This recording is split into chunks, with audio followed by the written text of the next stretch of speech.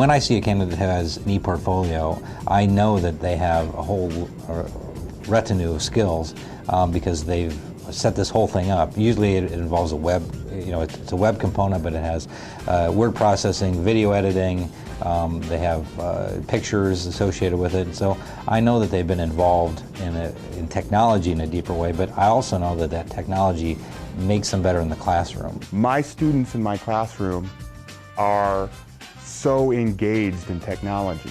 ePortfolio really helped me to embrace that technology, to not fear the technology, to learn it.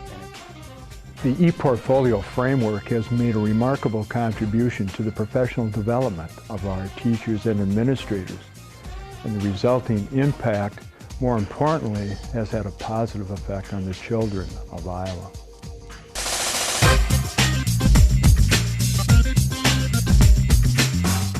I think that ePortfolio has probably a filing cabinet full of stuff in it.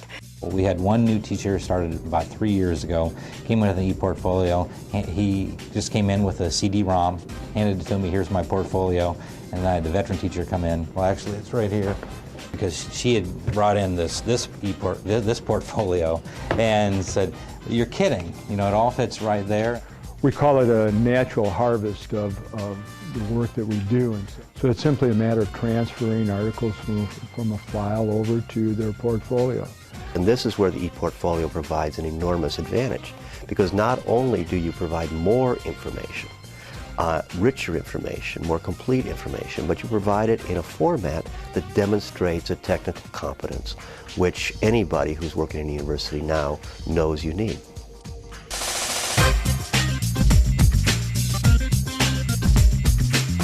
Portfolios and ePortfolios allows us to start that powerful conversation, reflection on the work that they've done.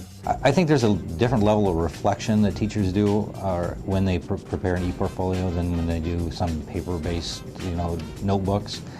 Just in the level of discrimination they have to use, and I think that, plus since they know it's going to be on the web, they have a different audience. And so it is something that people are going to look at, and they do pay more attention. And when they've done that, they are much better prepared for an interview. If you're confident in the stuff you put on your ePortfolio, then you're going to be very confident when you walk into the interview.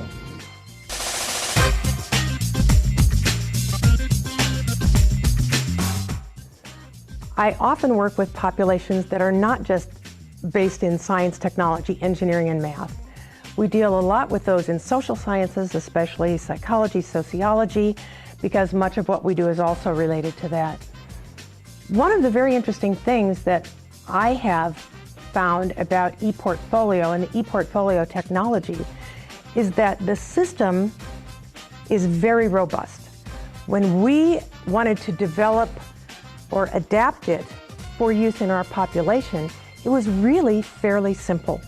For counseling psychology, which is what I know best, a student could focus on multiculturalism or on health psychology or on neuropsychology.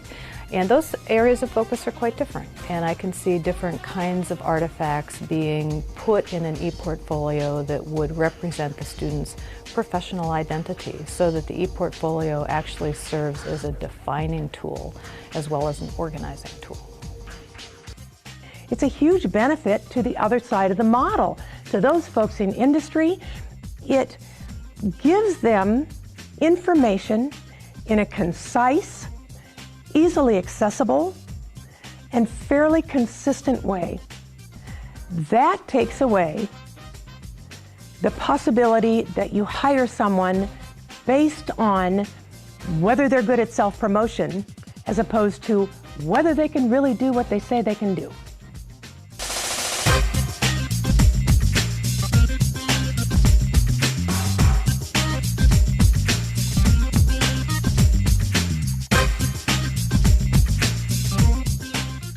It's all on my ePortfolio.